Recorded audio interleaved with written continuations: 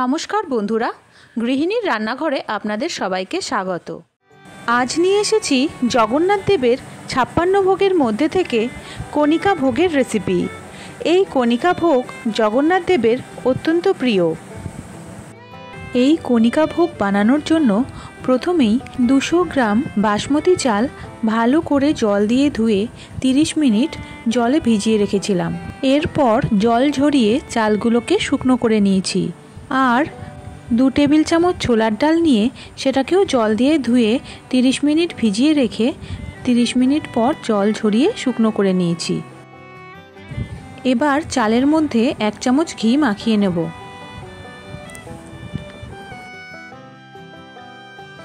চালে ঘি মাখিয়ে নেওয়ার পর হাতে যে ঘি থাকবে সেটা ছোলার ডালের মধ্যে মাখিয়ে নেব।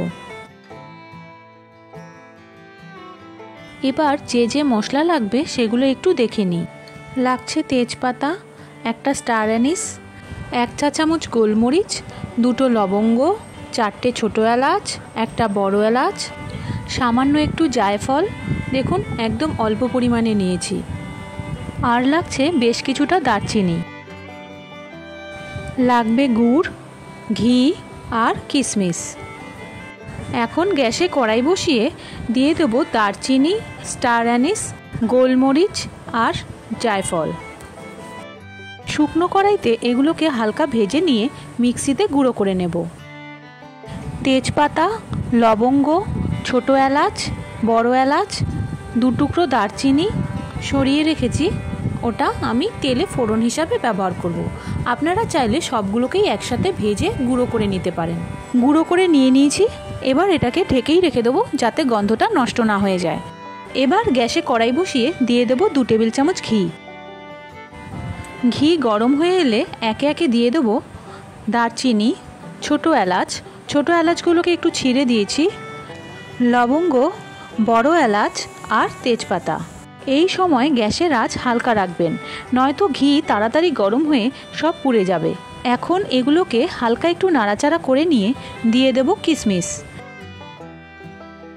কিশমিশগুলোকে ঘিয়ে ভেজে নেব। কিশমিশগুলো ভাজা হয়ে গেছে। এখন এর মধ্যে দিয়ে দেবো জল ছড়িয়ে রাখা ছোলার ডাল।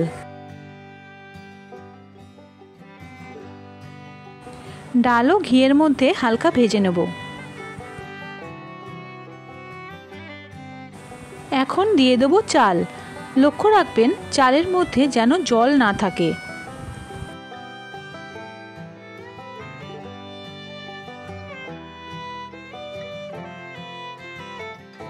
চালটাকেও ঘিয়ের মধ্যে 2 থেকে 3 মিনিট হালকা হাতে ভেজে নেব। এই সময় গ্যাসের আঁচ কিন্তু হালকা রাখবেন, নয়তো সব পুড়ে যাবে।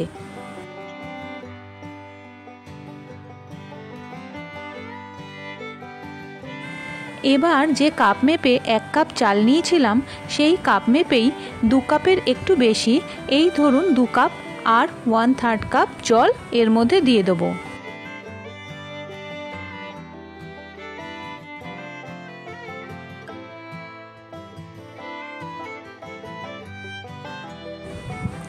দিয়ে দেব পরিমাণ মতো নুন আর বেটে রাখা গুঁড়ো মশলা থেকে 2 চা চামচ গুঁড়ো মশলা।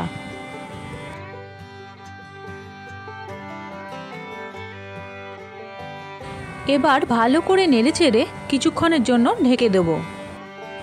এবার গ্যাসের আঁচ বাড়িয়ে দেব। চাল ফুটে উঠলে ঢাকনা তুলে দিয়ে দেব 1 টেবিল চামচ গুড়। গুড়ের পরিমাণটা বেশিই দিতে হয়, কারণ এই ভোগ রেসিপি কণিকার রেসিপি একটু মিষ্টি মিষ্টি হয়। তবে আমি এখানে আমাদের স্বাদ অনুযায়ী দিলাম, আপনারাও আপনাদের স্বাদ অনুযায়ী দেবেন। চাইলে চিনিও দিতে পারেন, তবে মন্দিরে চিনির ব্যবহার হয় না, গুড় দিয়েই বানানো হয়। এখন গ্যাসের আঁচ কমিয়ে আবার ঢেকে দেব। জল যখন প্রায় শুকিয়ে আসবে তখন ঢাকনা তুলে একটু নেড়েচেড়ে দেব। চাল প্রায় সেদ্ধ হয়েই এসেছে। হালকা আঁচে আর মিনিট 5 রাখলেই চাল পুরোপুরি সেদ্ধ হয়ে যাবে। 5 মিনিটের জন্য আবার একটু ঢেকে দেব। 5 মিনিট বাদে ঢাকনা তুলে একটু নেড়েচেড়ে দিয়ে দেখে নেব চাল আর ডাল সেদ্ধ হয়েছে কিনা।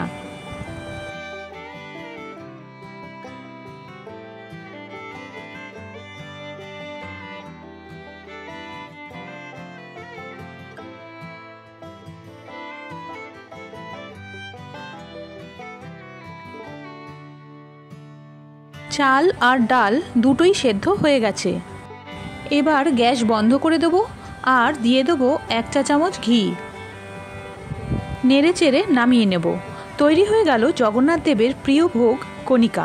এবার ওপরে একটা তুলসী পাতা দিয়ে জগন্নাথ দেবকে নিবেদন করুন। ভালো লাগলে ভিডিওটিতে একটা লাইক দিয়ে দেবেন আর চ্যানেলটি সাবস্ক্রাইব করে সাথে থাকবেন। আজ কেশর ভোগের রেসিপি নিয়েই চলে এসেছি। এটা বানানোর জন্য যা যা লাগবে সেটা একটু দেখে নিই। আমি এখানে সবজির মধ্যে নিয়েছি বরবটি, পটল, রাঙা আলু, কুমড়ো আর কাঁচকলা। কাঁচকলাটাকে একটু হলুদ জলে চুবিয়ে রেখেছি। হলুদ জলে চোবানো থাকলে কাঁচকলার কষটা বেরিয়ে যাবে, কালো হবে না। আর লাগছে কালো সর্ষে, সাদা জিরে, মৌরি, গোলমরিচ, আদা, হিং, বড়ি, নারকেল কোড়া, ঘি, গুড়, নুন আর হলুদ। এবার একটা বাটি নিয়ে তার মধ্যে 2 চা চামচ কালো সর্ষে, 1 চা চামচ গোলমরিচ, 1 ইঞ্চি আদা টুকরো করে নিয়েছি, 1 চা চামচ মৌরি আর 1 চা চামচ সাদা জিরে নিয়ে একটু জল দিয়ে ভিজিয়ে রেখে দেবো।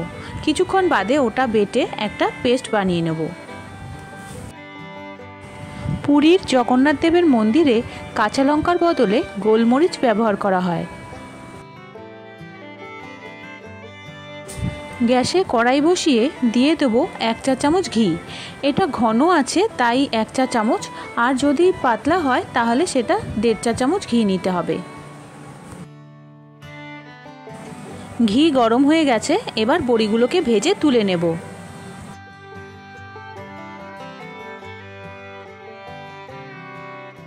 দিয়ে দেবো বাটা মশলা। মশলা ঘিয়ে হালকা নাড়াচাড়া করে নেব।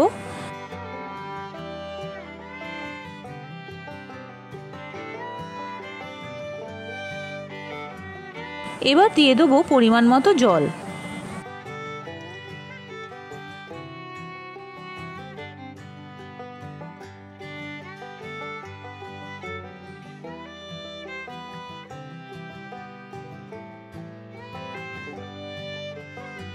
এখন এর মধ্যে একে একে সব সবজিগুলোকে দিয়ে দেবো। আপনাদের ইচ্ছে হলে এর মধ্যে আরও অন্যান্য সবজিও দিতে পারেন। তবে পুরীর জগন্নাথ মন্দিরে কোলালু, বিন, গাজর, টমেটো, কাঁচা লঙ্কা এগুলো ভোগের রান্নায় ব্যবহার করা হয় না। এখন দিয়ে দেবো পরিমাণ মতো নুন আর দেব সামান্য হলুদ।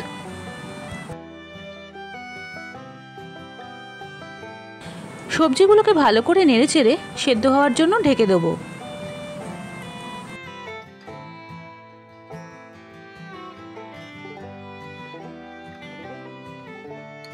কিছুক্ষণ বাদে ঢাকনা তুলে দেখে নেব সবজিগুলো সেদ্ধ হয়েছে কিনা।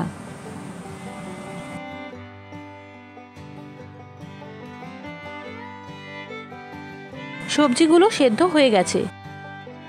এবার দিয়ে দেবো ভেজে রাখা বড়ি। এই বড়ির মধ্যে থেকে 2টো বড়ি আমি সরিয়ে রেখেছি।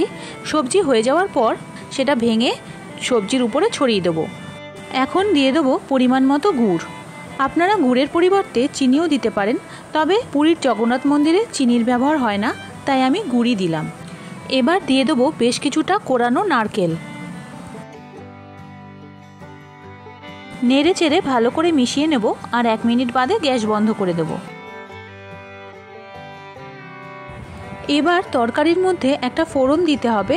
এর জন্য নিয়ে নেব 3 চা চামচ ঘি। ঘি গরম হয়ে এলে দিয়ে দেব 2 চা চামচ কালো সর্ষে, 1 চা চামচ সাদা জিরে, সামান্য হিং।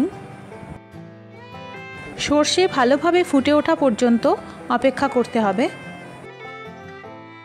সর্ষে ভালো মতো ফুটে গেছে, এবার পুরোটাকে সবজির মধ্যে ঢেলে দিতে হবে। এখন ভালো করে নেড়েচেড়ে ফোড়নটা সবজির মধ্যে মিশিয়ে দেবো আর 10 মিনিটের জন্য ঢেকে রেখে দেবো। 10 মিনিট পর একটা পাত্রে নামিয়ে নিয়ে তার উপরে নারকেল কোড়া আর বড়ি ভেঙে ছড়িয়ে দিয়ে উপরে একটা তুলসী পাতা দিয়ে জগন্নাথ দেবকে নিবেদন করুন। ভালো লাগলে ভিডিওটিতে একটা লাইক দিয়ে দেবেন আর চ্যানেলটি এখনও সাবস্ক্রাইব না করে থাকলে সাবস্ক্রাইব করে সঙ্গে থাকবেন। ধন্যবাদ।